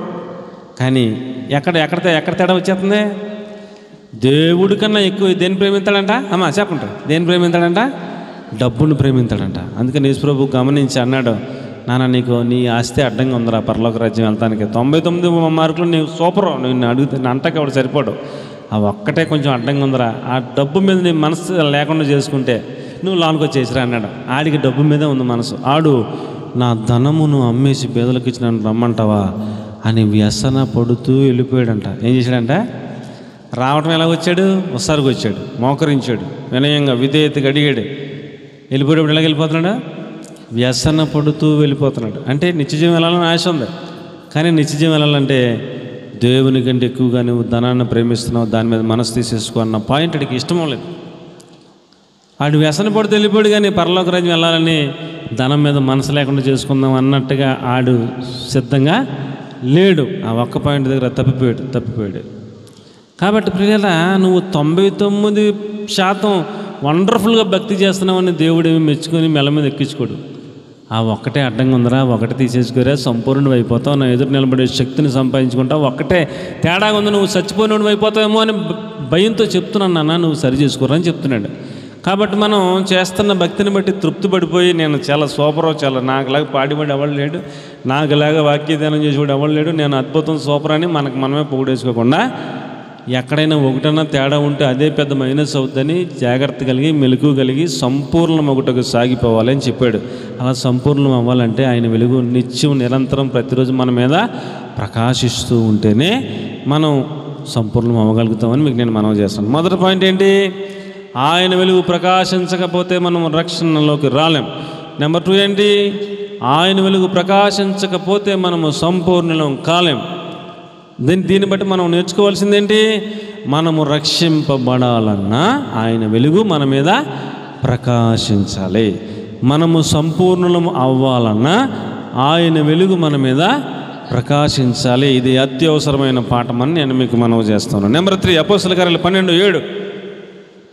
ఒకవేళ మనం శరీర సంబంధంగా బంధకాలు ఒకవేళ బంధించబడితే, చెరసాలలోకి వెళ్ళాల్సిన పరిస్థితులు వస్తే, మనం మరణకరమైన పరిస్థితుల గుండా ప్రయాణించాల్సిన సందర్భాలు వస్తే, ఏమండి, మనం కరెక్ట్గా భక్తి చేస్తూ ఉంటే, ఆయన వెలుగు మన మీద ప్రకాశిస్తూ ఉంటే మన బంధకాలన్నీ తెగిపోతాయంట, మన కష్టాలన్నీ తొలగిపోతాయంట. మన కొరకు ఆయన ఒక దేవదూతనే పంపిస్తాడంట. మనలను సురక్షితంగా క్షేమంగా ఏమండి మన ఇంటికి చేరుస్తాడంట. దేవునికి మహిమ కలుగును గాక. అపోస్తల కార్యాలు 12:7. ఇదిగో ప్రభువు దూత అతని దగ్గర నిలిచెను, అతడుండిన గదిలో వెలుగు ప్రకాశించెను. దూత పేతురులు పక్కన తట్టి త్వరగా లేమో లేపగా వెలుగు ప్రకాశిస్తే సంఖ్యలు విడిపోతాయి సార్. దేవునికి స్తోత్రం కలుగును గాక. నీవు సంఖ్యల చేత బంధించబడిన పరిస్థితుల్లో ఉన్నావా? వ్యాధి చేత బంధింపబడ్డావా? ఏమండి, లేకపోతే అప్పుల చేత బంధించబడ్డావా? లేకపోతే ఇంకా ఏదో ఏదో ఏదో ఏదో సమస్యల చేత బంధించబడ్డావా? నీ బంధకాలేంటో, నీ ఎక్కడ సంఖ్యలు నీకు ఉన్నాయో ఆ సంఖ్యలన్నీ కూడా నీవు నిరాశపడి ఇక నా పని అయిపోయింది అనుకోవాల్సిన అవసరం లేదు. నీ మీద ఆయన వెలుగు ప్రకాశిస్తే సంఖ్యలు వాటంతటా ఏమైపోతాయంట? తెగిపోతాయంట, ఊడిపోతాయంట. ఆయన వెలుగు ప్రకాశించాలంతే. ఆయన వెలుగు కోసం ప్రభువా నీ వెలుగు నా మీద ప్రకాశింపజేయనైనా, అప్పుల్లో ఉన్నాను ప్రభువా, కష్టాల్లో ఉన్నాను ప్రభువా, నీ వెలుగు ప్రకాశింపజేసి ఈ సంఖ్యలను తెంచి ప్రభువా అని మనం ఏం చేయాలి? ప్రార్థన చేసుకోవాలి. ఆయన వెలుగు కోసం ఎదురు చూడాలి. ఆయన ప్రకాశం మన మీద పడాలని ప్రాధేయపడాలి. పేతురు గారిని తీసుకెళ్ళి చెరసాల్లో పెట్టారు అండి. చెరసాల్లో పెడితే సంఘస్థులందరూ ఏం చేస్తున్నారు? సంఘస్థులందరూ ఒకరి ఇంట్లో, అదే మందిరం అనుకోండి, వాళ్ళ ఇంట్లోకి వచ్చేసి వాళ్ళ ఇంట్లో అత్యాశక్తితో ఇంకెవరింటికి వెళ్ళకుండా ఆ ఇంట్లోనే ఉండి ఒకరి చేయి ఒకరు పట్టుకుని, ప్రభువా ఇంతకుముందు యోహాను గారిని చంపేశారు, బాప్తిసం ఇచ్చే యోహాన్ని, ఆ తర్వాత ఇంకొక శిష్యుని చంపేశారు, ఇప్పుడు పేతురు గారిని తీసుకెళ్లారు, ఈయన్ని కూడా చంపేస్తారేమో. స్టెఫన్ను చంపేశారు, ఇప్పుడు మూడోది పేతురు గారిని తీసుకెళ్లారు, చెరసాల్లో పెట్టారు, ఈయన్ని కూడా చంపేస్తారేమో. అయ్యా మాకు వాక్యం బోధించే వాళ్ళు ఎవరున్నారు? మమ్మల్ని పరలోక రాజ్యం సిద్ధపరిచేవారు ఎవరున్నారు? తండ్రి పేతురికి అపాయం జరుగుతాకి వెళ్ళేది, పేతురిని మరలా మా మధ్యకి నడిపించి ప్రభువా, విడిపించి ప్రభువా అని గోల పెట్టేస్తున్నారు. వాళ్ళందరూ అత్యాశక్తితో ప్రార్థన చేస్తున్నారంట. ఎలాగా? అత్యాశక్తితో. ఆసక్తి అంటేనే చాలా టాపు, అత్యాశక్తి అంటే ఇంకా ఇంకా చాలా టాపు. ఇంకా వాళ్ళకి ఇంకా అన్నం వండుకుందాం, కూర వండుకుందాం, ఇంకేం గొడవ లేదు, అంతా ఒకటే అత్యాశక్తి. ఏంటి? పేతురు గారు విడిపించబడాలి అని ఏకతాటిగా అందరూ ఏక మనసుతో ప్రార్థన చేస్తే దేవుడు పరలోకంలో కూర్చోలేక దూతను పంపించాడంట. నాన్న వెళ్ళి అర్జెంట్గా విడిపించారండి. దూత వచ్చి ఆ చెరసాల రూమ్లోకి అలా రాగానే వెలుగు ప్రకాశించిందంట. ఆ వెలుగు ప్రకాశించగానే సంఖ్యలు తెగిపోయినాయంట. తట్టి లేపాడంట. ఆ పేతురుని తీసుకుని వస్తుంటే 3-4 గమిళ్ళు ఉంటాయి. ఎన్ని ఉంటాయండి? పేతురిని 4 గమిళ్ళని అవతలెట్టారు, లోపల బాగా లోపలెట్టారు. ఆ దూత వస్తుంటేనంట గేట్లు ఆటోమేటిక్గా తెరుచుకుంటున్నాయంట. గేట్ కాడ పోలీసులు ఉంటారు, కానీ వాళ్ళకేం తెలుస్తలేదు, వాళ్ళకేమీ అర్థం అవుతలేదు. వాళ్ళ తలుపులు తీసినట్టు తెల్లలేదు, వాళ్ళకి తలుపులు వేసినట్టు తెల్లలేదు, ఏమీ ఎవరు కనపడలేదు వాళ్ళకి. దేవుడు అద్భుత కార్యాలు చేస్తాడు. వాళ్ళు ఎక్కడ ఉన్న వాళ్ళు అక్కడే ఉన్నారు, అలా చూస్తూనే ఉన్నారు. వీళ్ళు ఈ దూత ఎప్పుడు లోపలికి వెళ్ళిందో తెలదు, ఎప్పుడు ఇవన్నీ తెగిపోయి తెలదు, ఆయన తీసుకుని ఎప్పుడు బయటకు వెళ్ళాడో తెలదు. వాళ్ళకి తలుపులు తెరుచుకున్నాయంట, బయటకు వచ్చారంట, మళ్ళీ ఎక్కడ తలుపులు అక్కడే వేసేసుకున్నాయంట. వాళ్ళు ఎక్కడో అక్కడే ఉన్నారు. ఒక వీధి అలా తప్పించి దూత వెళ్ళిపోయాడు పరలోకం. పేతురేమో ఇంటికి వచ్చేసాడు. ఇది కళ అనుకుని చూసుకుని, కళ కాదు, దేవుడు తన దూతను నిజంగా పంపించాడని తలుపు కొట్టాడు. వాళ్ళు తలుపు తీశారు, లోపలికి వెళ్ళాడు. తర్వాత పొద్దున్న నుంచి మరలా సువార్త ప్రకటిస్తున్నాడు. ఈ చెరసాల్లో ఉన్న వాళ్ళు తెల్లారేటప్పుడు చూసి పేతురు లేడేంటి, తలాలు ఎక్కడెక్కడ ఎలాగ వేసినా అలాగే ఉన్నాయి, లోపల మనిషిడి అని వాళ్ళు ఆశ్చర్యపోయారు. 4 చోట్ల 4 గేట్లు పెట్టి 4 సెక్యూరిటీ వింగులు పెడితే ఎలా వెళ్ళిపోయాడు మనిషి అని ఎంక్వైరీ పెడితే మందిరంలో బోధ చేస్తాడంట. ఇక్కడ ఉన్నవాడు అక్కడికి వెళ్ళాడు రా, వాళ్ళకి బుర్ర పాడైపోయింది. మరి ఎలాగెళ్తాడు? తలుపులు తీశారా, తాళం తీశారా, ఎలాగెళ్ళాడు? ఇది అసాధ్యం, మానవులకి జరిగే పని కాదని వాళ్ళకే బుర్ర పాడైపోయింది. కాబట్టి ప్రియులారా, ఆయన వెలుగు మన మీద ప్రకాశిస్తే మనం బంధకాలు అన్నీ ఏమైపోతాయి? మన బంధకాలన్నీ తెగిపోతాయి. స్వేచ్ఛగా మరలా మనం దేవుని పనిలో ముందుకు సాగడానికి కృప చూపిస్తాడు దేవుడు. ఏ సంఖ్యల చేత బంధింపబడ్డారో, ఏ బాధలో ఉన్నారో, ఏ ఇబ్బందులు ఉన్నారో, ఏ ఇరుకుల్లో ఉన్నారో, ఏ శోధనలో ఉన్నారో, మీ కష్టం ఏంటో నాకు తెలియదు, కానీ ఆయన మన మీద ప్రకాశిస్తే మన కష్టాలు, మన బంధకాలన్నీ ఏమైపోతాయి? ఊడి పడతాయి, తెగిపోతాయి అని దేవుని వాక్యం ప్రకటనకి నేను మనవి చేస్తూ ఉన్నాను. చూడండి, కీర్తనకారుడు అంటాడు కీర్తన 116:8, మరణము నుంచి నా ప్రాణమును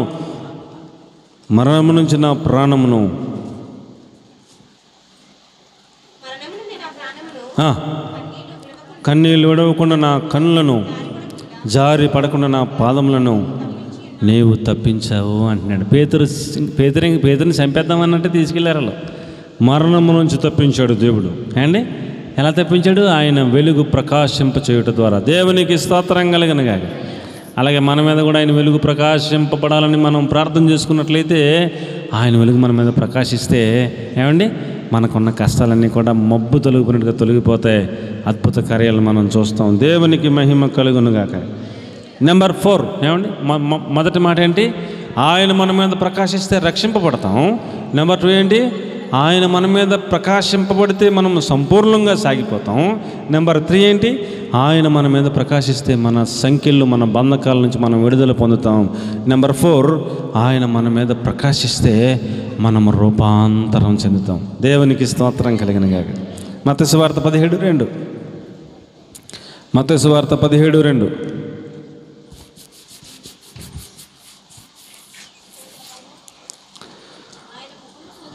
ఆయన ముఖము సూర్యుని వలె ప్రకాశించెను, ఆయన వస్త్రము వెలుగుమయమై తెల్లనివయ్యాయి. ఆయన వస్త్రాలు ఏ చాకలి కూడా అంత తెల్లగా చేయలేడంట. అంత తెల్లగా దగ్గ మెరిసిపోతా, ఆయన ముఖం మెరిసిపోతా ఆయన వారు ఎదుట రూపాంతరం చెందాడంట. ఏమండి, అంతకుముందు యేసుప్రభు వాళ్ళతో పాటు ఉన్నారు, కానీ ఆ కొండ మీదకి వెళ్ళాక ఆయన రూపాంతరం చెందాడంట.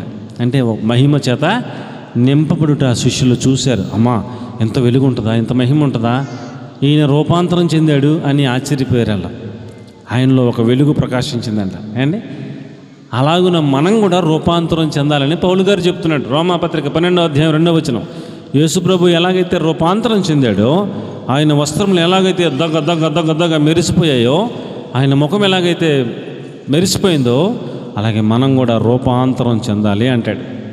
అండి, మీరు ఈ లోక మర్యాదను అనుసరించకూడదు. ఆగడ, ఈ లోక మర్యాదను మనం ఏం చేయకూడదు? మనము రూపాంతరం చెందాలి. మన పాత రూపము అంతరించిపోవాలి, కొత్త రూపం మనకు రావాలి. రూపాంతరం చెందాలంటే మొదటి పాయింట్ అందులోనే మనము ఈ లోక మర్యాదలను అనుసరించకూడదు. ఏం చేయకూడదు? ఈ లోక మర్యాదలను అనుసరించకూడదు. చాలా ప్రాముఖ్యం ఇది.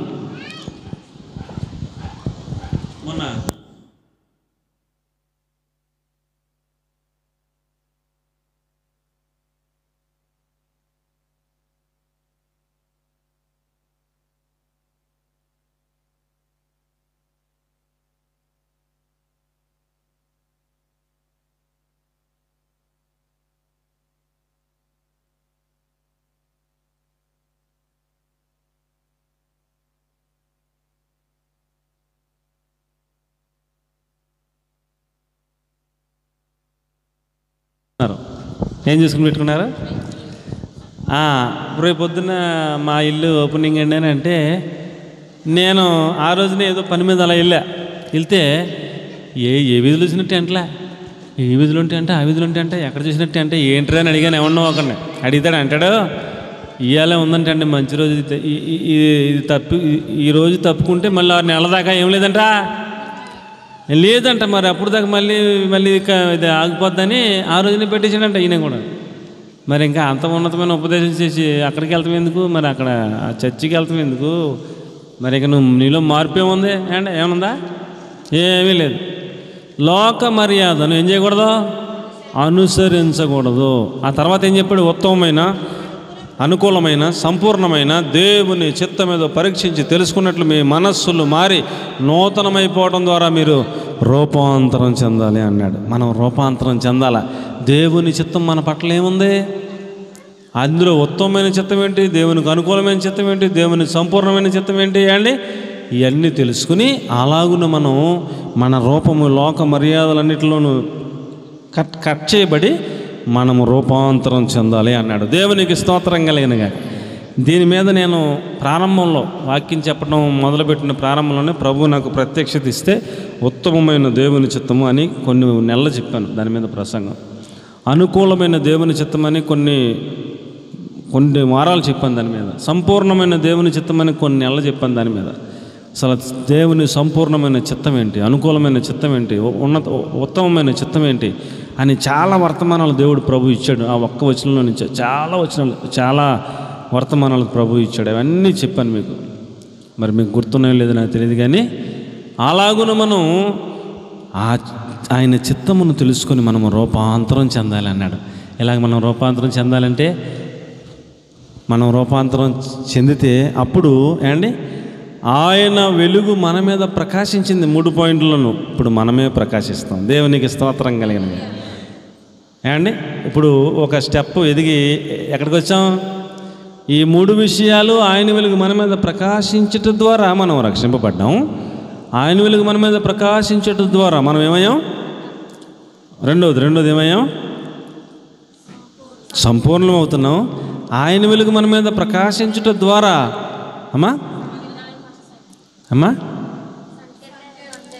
మనం విడుదల పొందుతున్నాం. ఇప్పుడు 4వ పాయింట్కి వచ్చేసరికి మనం రూపాంతరం చెందిపోతే మనమే ప్రకాశిస్తున్నామంట అండి. అప్పుడు మన వస్త్రాలే ప్రకాశిస్తాయంట, మన ముఖము ప్రకాశిస్తుందంట. మనం రూపాంతరం చెందిపోతే మనమే ప్రకాశించే అంత స్టేజ్కి వచ్చిన ఆయన మన మీద ప్రకాశిస్తూ ఉండాలా అక్కర్లేదా? ఏమన్నా ఆయన మన మీద ప్రకాశిస్తూ ఉండాలా అక్కర్లేదా? ఆయన మన మీద ప్రకాశిస్తూ ఉండాలి, ఆఖరి వరకు ప్రకాశిస్తూ ఉండాలి. ఆయన మన మీద ప్రకాశిస్తూ ఉంటేనే ఈ కార్యక్రమాలన్నీ జరుగుతూ ఉంటాయి. సూర్యుడు రాలేదనుకోండి, ఈరోజు ఒక 2-3 రోజులు రాలేదనుకోండి, లేకపోతే ఒక నెల రాలేదనుకోండి సూర్యుడు, చంద్రుడు వెన్నెలే బాగుంటుందా? ఎన్నెలేం ఉండదు, చీకటే ఏముండదు. రాత్రి వస్తుంది పుల్లు చీకటి, దారి కూడా కనపడదు మనకి. ఎందుకంటే సూర్యుడు వెలుగు చంద్రుడి మీద పడతలేదు.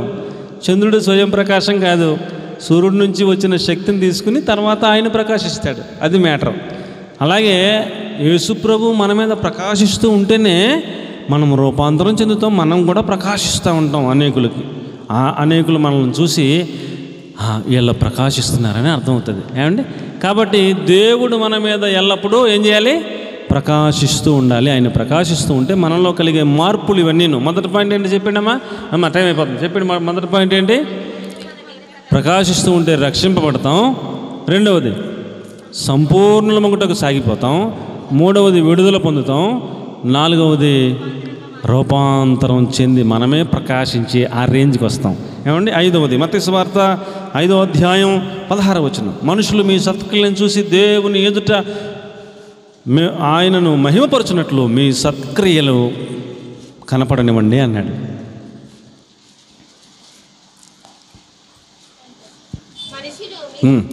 మనుషులు మీ సత్క్రియలను చూసి పరలోకమందున్న మీ తండ్రిని మహిమపరచునట్లు వారి ఎదుట మీ వెలుగు ప్రకాశింపనీయండి అన్నాడు. ఇప్పుడు ప్రియులరా, మనము ప్రకాశించే రేంజ్కి వచ్చేసాం. ఏమండి మనము ప్రకాశిస్తున్నాం, రూపాంతరం చెందాం. ఇప్పుడు మన వెలుగును అన్ని జనులకు ప్రకాశింపబడనివ్వాలంటే మనలో ఏముండాలంట? సత్క్రియలు ఉండాలి అన్నాడు. ఏం క్రియలు ఉండాలంటే అండి? సత్క్రియలు అంటే మంచి క్రియలు. మన క్రియల ద్వారా మనము ప్రకాశించాలి. అనండి ఎలాగా? మన క్రియల ద్వారా మనము ప్రకాశించాలి. ఏమండి అబ్రహాము గారు క్రియల ద్వారా తీర్పు పొందాడా? క్రియలు లేకుండా తీర్పు పొందాడా? అబ్రహాము క్రియల ద్వారా తీర్పును పొందాడా? క్రియలు లేకుండా తీర్పును పొందాడా? ఒకడు అన్నాడంట, నా దగ్గర విశ్వాసం ఉంది, నీ దగ్గర క్రియలు ఉన్నాయి అన్నాడంట. అలాగే ఎలా కుదురుతుంది? నీ దగ్గర విశ్వాసం ఉంటే నీ దగ్గర క్రియలు కూడా ఉండాలి. అతడు క్రియల ద్వారా అబ్రహాము మంచి సాక్ష్యాన్ని పొందాడని చెప్పి రాయబడి ఉంది. కాబట్టి క్రియలు లేని విశ్వాసము మృతము అన్నాడు. ఏంటండి? క్రియలు లేని విశ్వాసం మృతము అన్నాడు. విశ్వాసం ఉండాలి, ఆ విశ్వాసంతో పాటు ఏముండాలంటే క్రియలు కూడా ఉండాలి. మంచి ప్రవర్తన అనండి. ఏంటండి? మనుషులు మీ సత్క్రియలను చూచి, అదే వెలుగు ప్రకాశించడం అంటే మన క్రియలు సత్క్రియలుగా ఉండాలి, మంచి క్రియలుగా ఉండాలి, మంచి ప్రవర్తన కలిగి ఉండాలి. 2 పేతురు 2:12 చెప్పాడు, మంచి ప్రవర్తన. అన్ని జనులు మిమ్మల్ని ఏ విషయంలో దుర్మార్గులని దూషించారో ఆ విషయంలో వారు మీ సత్క్రియలను చూసి దేవుని మహింపరచినట్లుగా మీ వెలుగు ప్రకాశించనియండి అన్నాడు. ఏమండి, హెబ్రీ పత్రిక 10:24-25 చెప్పాడు, ప్రేమ చూపుటకును సత్కార్యములు చేయుటకును మీరు మీ సత్క్రియలను చూపించండి, మీ వెలుగు ప్రకాశింపచేయండి అన్నాడు. అండి, కాబట్టి ప్రియులారా, మనము ప్రకాశించే స్టేజ్కి వచ్చిన తర్వాత మన ప్రవర్తన ఎలాగ ఉండాలంట? మంచి ప్రవర్తనగా ఉండాలి. ఏమండి, మన ప్రవర్తన, మన క్రియలు సత్క్రియలుగా ఉండాలి అని చెప్తున్నాడు. అలాగున్న మన వెలుగు అన్ని జనుల ఎదుట మనం ప్రకాశింపబడేటట్లుగా మన ప్రవర్తనను బట్టి మనం వెలగాలి, ప్రకాశించాలని చెప్తున్నాడు. మన ప్రవర్తన ద్వారా ప్రకాశించాలంటే ఆయన మన మీద ప్రకాశిస్తూ ఉండాలా వద్దా? ఉండాలి. ఆయన మన మీద ప్రకాశిస్తూ ఉంటే, ఆయన ప్రేమ మన హృదయంలో కుమ్మరింపబడుతూ ఉంటే మనం కూడా ప్రేమ కలిగిన వాళ్ళంగా మనం నడుచుకుంటాం. అండి, అన్ని జనులు చూస్తూ ఉంటారు, మనల్ని గమనిస్తూ ఉంటారు. మన వైపు చూడండి, ఒక అన్ని జనుడు లేక ఒక అన్ని జనురాలు దేవుని వైపు ఆకర్షింపబడాలంటే, రక్షింపబడాలంటే ఎలా రక్షణ పొందుతారు? మన ప్రవర్తన ద్వారానే రక్షణ పొందుతారు. మనం చెప్పిన మాటల ద్వారా కాదు. మన వాక్యాలు తీసి ఒక 50 వచనాలు చెప్పేస్తే మానరు ఎవడను. మనల్ని బాగా గమనిస్తారంట. ఇతరులు మనల్ని ఏం చేస్తారంట? గమనిస్తారంట. మనల్ని పరిశీలిస్తూ ఉంటారంట, పరీక్షిస్తూ ఉంటారంట, మన ప్రవర్తనను కనిపెడతా ఉంటారంట జాగ్రత్తగా. మన ప్రవర్తనలో సహనం ఉంటే, మన ప్రవర్తనలో ఓర్పు ఉంటే, మన ప్రవర్తనలో ప్రేమ ఉంటే, అబ్బా ఎంత ప్రేమగా ఎవరు ఉండరు అని వాళ్ళకి అనిపిస్తే, నేను కూడా ఆ బిడ్డలాగా ఉండాలని, మార్పు చెందాలని వాళ్ళకి అనిపిస్తుంది. మన ప్రవర్తన ద్వారా ఇతరులను మార్చవచ్చును. దేవునికి స్తోత్రం కలిగినగా. మన ప్రేమించే విధానం ద్వారా ఇతరులు మారుతారు, అంతేగాని మనం చెప్పిన మాట ద్వారా ఎవడు మారడు. ఏమన్నా అవునా కదా? ఇప్పుడు ఒక మందు తాగే తండ్రి కొడుకుని, ఏమండి, రోజు తండ్రి తాగుతా కొడుకుని, అది తాగకూడదు, తాగితే నీకు అనారోగ్యం వస్తుంది, ఆ ఆరోగ్యం పాడైపోద్ది అని చెప్తే ఆడి కొడుక్కి ఎలా ఉంటుంది? ఎలా ఉంటుందండి? అమ్మ, కొడుక్కి ఎలా ఉంటుంది? నీ మంచి కోసం చెప్తున్నాను రా, నేను ఎలాగా పాడైపోయినరా, నేను ఎలాగా నష్టపోయినరా, నువ్వు మంచిగుంటారా, ఆరోగ్యంగా ఉంటారా, నువ్వు తాక్కరా అని చెప్తే ఎలా ఉంటుంది? ఆడికి వింటాడా? ఏం చెప్తానంటాడు, ఈయన తాగుతుంటాడు, ఆడు తాగుతుంటాడు. ఏముండదు, మార్పు ఏమి ఉండదు. ఇతడు మానేసి, ఇతడు తాగేవాడు, ఈయన చూసి ఆడు మొదలెట్టాడు. ఇతడు మానేసి ఖచ్చితంగా బతుకుతా, అప్పుడు స్వరం పెంచారాయ్ తాగినట్టు చూస్తే కపడతారని అనుకోండి, ఆడికి ఏమవుతుంది? అప్పుడు భయం వస్తుంది, ఆడు కూడా మానుతాడు ఖచ్చితంగా. కాబట్టి మనం ప్రవర్తనను బట్టి ఇతరులు మారతారు. నేను అబద్ధం ఆడకుండా కరెక్ట్గా ఉండి అబద్ధాలు ఆడకూడదని చెప్తే మీకు ఎవరికైనా భయం ఉంటుంది. అండ్ మీరు చూస్తుండగానే మీ ఎదురుగుండానే నేను ఎలా పడతాలండి, నేను ఏదో చెప్పేస్తే మీరు అది పాటిస్తారా? పాటించరా? కాబట్టి ప్రియులారా, నేను ఏదైనా ఒక పని చేసి అప్పుడు మీకు చెప్పాలా, అది కరెక్ట్ విధానం. మంచి ప్రవర్తన అనండి. ఏం ప్రవర్తన? సత్క్రియలు. ఏంటండి? ప్రేమ చూపుట.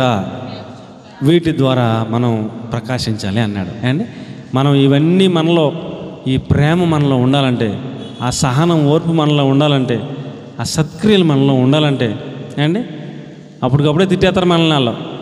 మళ్ళీ వాళ్ళని మనమే పలకరించాలంటే బయట ఎవరైనా పలకరిస్తారా? అన్యులు పలకరిస్తారా? ఇవాళ తిట్టేస్తే 10 సంవత్సరాలైనా వాళ్ళు ఇంకా మెరుగు మంది చూస్తారు, వాళ్ళు పలకరించరు. పొద్దున్న తిట్టేస్తే సాయంత్రం వెళ్ళి అక్క అన్నం అనుకోండి, వాళ్ళకి ఎలాగ ఉంటుంది? అయ్య బాబు, ఇదేంటి ఇంత ప్రేమగా ఉంటారా? మనుషులు ఉంటారు ఇలాగా? పొద్దున్నే కదా ఎంత భయంకరంగా తిట్టేసాం, అయినా మర్చిపోయి మళ్ళీ ప్రేమగా మాట్లాడుతుంది, మనకి కూర వేస్తుంది, మనం బాగుండాలని కోరుకుంటుంది, మన కోసం ప్రార్థన చేస్తుంది. ఇదేంటి ఎంత ప్రేమ ఏంటి అని వాళ్ళకి ఏమనిపిస్తుంది? అప్పుడు ఇలాంటి ప్రేమ మాకు కూడా ఉండాలనిపిస్తుంది. అది విషయం. మనలో ఆ సహనం, ఆ ఓర్పు, ఆ ప్రేమ మనం చూపించి మనం ప్రకాశించాలి. వెలుగు అన్ని జనులకు కనపడేలాగా బతకాలని చెప్తున్నాడు. దేవునికి స్తోత్రం కలుగునుగాక. 6వ పాయింట్, నిర్గమాకాండం 34:29, మోషే ముఖ చర్మము ప్రకాశించింది అన్నాడు. మోషే ముఖ చర్మము ప్రకాశిస్తూ ఉంటే ఇశ్రాయేలులో పెద్దలు ఇశ్రాయేలులో మోషే ముఖాన్ని చూడలేక వెనకడుగు వేశారంట. మోషే ఒక అడుగు ముందుకు ఎత్తుంటే ఇశ్రాయేల్ అందరూ ఒక అడుగు వెనక్కి ఎత్తున్నారు.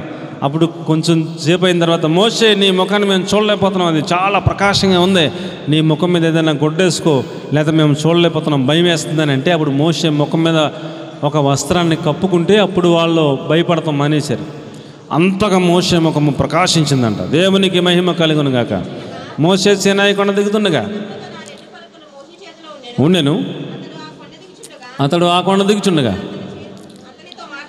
మాట్లాడుచున్నప్పుడు తన ముఖ చర్మం ప్రకాశించిన సంగతి మోషేకు తెలియలేదు.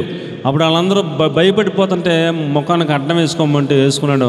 అలాగ మోషే ముఖము ప్రకాశించింది. దేవునికి స్తోత్రం కలిగినగా. ప్రియులారా, మన ముఖం కూడా ప్రకాశించాలి అంటే మనము దేవునితో సహవాసం చేయాలి, ఉపవాసం ఉండాలి. అది సీక్రెట్ అండి. మన ముఖం ప్రకాశించాలంటే మనం ఏం చేయాలి? చెప్పండి మనం ఏం చేయాలి? మనం ఏం చేయాలి? ఆ దేవునితో మనం ఉపవాసం ఉండి ఆయనతో సహవాసం చేస్తే, మోషే సీనాయి కొండ మీదకి రమ్మంటే దేవుడు వెళ్ళిపోయాడు మోషే. ఇప్పుడైతే మనమైతే ఇప్పుడు మేము కిస్టన్పేట నుంచి ఇక్కడికి ఇంద్రమ్మ కాలనీకి వస్తాక ఒక వాటర్ బాటిల్ పెట్టుకుని వస్తున్నాం, ఎందుకన్నా మంచిదని. ఇక్కడ మంచిలు కూడా తెస్తారో ఎవరైనా ఎత్తారో ఎవరో అని ఒక వాటర్ బాటిల్ పెట్టుకుని వస్తున్నాం మేము. ఓ బాటిల్ అమ్మగారు తెస్తున్నారో సరిపోతున్నాయి అండి. మోషేని రమ్మంటే వాటర్ బాటిల్ పట్టుకెళ్తా కూడా లేదు పాపం, కొండ ఎక్కాల అండి. ఉన్న పొలంకి వెళ్ళిపోయి ఎక్కేసాడు కొండ. తెల్లారి పట్టి కొండ మీద ఉండాలని చెప్పాడు దేవుడు. ఎక్కేసాడు. ఎక్కితే ఆయన మేఘంలో వచ్చాడంట, మేఘంలో కూర్చున్నాడంట. ఈ మోషేని కూడా మేఘంలో కూర్చోబెట్టుకున్నాడంట. ఎదురు కూర్చోబెట్టుకుంటే 40 రోజులు అయిపోయింది. ఎన్ని రోజులు అయిపోయిందండి? 40 రోజులు అయిపోయింది. మంచినీళ్ళు లేవు, స్నాక్స్ లేవు, బిస్కెట్లు లేవు, భోజనం లేదు, మంచినీళ్ళు లేవంటే మళ్ళీ అన్నీ ఎక్కడ వస్తాయి? ఏమీ లేవు. ఆయనతో ఏం చేస్తున్నాడంట? ఆయనతో సహవాసం చేస్తూ కడుపుకి అండి ఖాళీ ఉపవాసంలో ఉండిపోయాడు. 40 రోజులు అయిపోయాక అప్పుడు దేవుడే, నాన్న చాలే, చెప్పింది చాలు, నువ్వు విన్నది చాలు, నువ్వు కిందకి వెళ్ళిపో అని చెప్పేసి దేవుడు వెళ్ళిపోమన్నాక ఇప్పుడు కిందకు వస్తున్నాడు. కిందకు వస్తుంటే దేవునితో చేసిన సహవాసం యొక్క ఆ ఎఫెక్ట్, ఆ దేవుడే ప్రకాశించే గుణం కలిగిన వాడు, ఆయన మహా తేజస్సు కలిగిన వాడు. ఆయనతో మనం సహవాసం చేసిన తర్వాత మన ముఖం కూడా ఏమైపోద్ది? ప్రకాశిస్తుంది. మన ముఖం ప్రకాశించాలంటే మనం ఉపవాసం ఉండాలి, దేవుడితో సహవాసం చేయాలి. అలాగున మనం చేయటం ద్వారా మనము ప్రకాశిస్తాము అనే సత్యాన్ని దేవుడు తెలియజేస్తూ ఉన్నాడు. కాబట్టి ప్రియులారా, మనము ప్రకాశించాలంటే ఏం చేయాలి?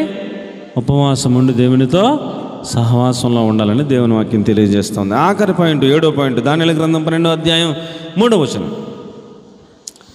మనము ప్రకాశిస్తూ ఉన్నాము అంటే దానికి అర్థం ఏమిటంటే అనేక ఆత్మలను మనం రక్షించిన వాళ్ళంగా మారిపోతామంట. అప్పుడు మనం ప్రకాశించే నక్షత్రాలం అవుతామని చెప్పాడు దేవుడు. దానియేలు 12:3, బుద్ధిమంతులైతే ఆకాశ మండలంలోని జ్యోతుల వల్లే ప్రకాశిస్తారు అన్నాడు. అమ్మ దొరికిందా? బుద్ధిమంతులైతే ఆకాశ మండలంలోని జ్యోతులను పోలిన వారే ప్రకాశించెదరు. నీతి మార్గంలో అనుసరించి ఎవరనేకులను తిప్పుదురో వారు నక్షత్రముల వలె నిరంతరము ప్రకాశిస్తారు. నిరంతరము ప్రకాశించేది దేవుడు ఒక్కడే. ఆ రేంజ్కి మనల్ని కూడా తీసుకెళ్ళాలని ఆయన ఆశపడుతున్నాడు అండి. ఎవరైనా ఒక రాజుగారు ఉంటే ఆయన అంతటి వాడు అయ్యే అవకాశం పక్కవాడికి ఇస్తాడా? ఏమన్నా ఇస్తాడా? ఎవడో ఆయన అంత రేంజు అయ్యే అవకాశం పక్కవాడికి ఎవడో తొక్కేస్తూ ఉంటారు. ప్రతి డిపార్ట్మెంట్లోని ఈ వ్యవహారం ఉంటుంది. కానీ దేవుడికి ఉన్న ప్రేమ, ఆ లక్షణం ఏంటంటే ఆయనలాగా ఆయనంత రేంజ్కి మనం ఎదగాలని ఆయన కోరుకుంటున్నాడు. అంత మంచి మనసు కలిగిన దేవుడు. దేవునికి స్తోత్రం కలుగునుగాక. మనం బుద్ధిమంతులమై అనేకులను దేవుని వైపుకు త్రిప్పగలిగిన ఒక నక్షత్రాల వలె, నిరంతరము ప్రకాశించేటువంటి నక్షత్రాల వలె మనం అనేకుల రక్షణ కోసం ప్రయాసపడే వాళ్ళంగా మారిపోతే అప్పుడు మనం నిరంతరము ప్రకాశించే నక్షత్రాల లాంటి వాళ్ళమని దేవుడు మనకు తెలియజేస్తూ ఉన్నాడు. కాబట్టి ప్రియులారా, ఈరోజు మనకు దేవుడు ఇచ్చిన వర్తమానంలో ఉన్నటువంటి సారాంశం, ఉపదేశం ఏమిటనగా, మొదటగా ఆయన వెలుగు మన మీద ప్రకాశించడం ద్వారా మనం రక్షింపబడాలి. రెండవదిగా ఆయన మన మీద ప్రకాశించడం ద్వారా మనము సంపూర్ణముగుటకు సాగిపోవాలి. ఆయన మన మీద ప్రకాశించడం ద్వారా మనము విడుదల పొందాలి. ఆయన మన మీద ప్రకాశించడం ద్వారా మనము రూపాంతరం చెందాలి. ఆయన మన మీద ప్రకాశించడం ద్వారా మనము సత్క్రియలను చేయాలి. ఆయన మన మీద ప్రకాశించుట ద్వారా మనము ఉపవాసము సహవాసము చేస్తూ ఉండాలి. ఆయన మన మీద ప్రకాశించుట ద్వారా మనమే అనేకులను రక్షించే రేంజ్కి మనం ఎదగాలి. నిరంతరము ప్రకాశించే నక్షత్రాల వలె మారాలి. అది దేవుడు కోరుకుంటున్నటువంటి ఉపదేశమని, ఈలాగున మనం సిద్ధపడినట్లుగా ప్రభువా నా మీద ప్రకాశించయ్యా అని మనం దావీదు వలె ప్రార్థన చేసుకున్నట్లుగా పరిశుద్ధాత్మ దేవుడు మనందరినీ ప్రకాశించే వాళ్ళంగా మనందరినీ సిద్ధపరిచి నడిపించునుగాక. ఆమెను అందరం మోకరించండి, ప్రార్థన చేసుకుందాం.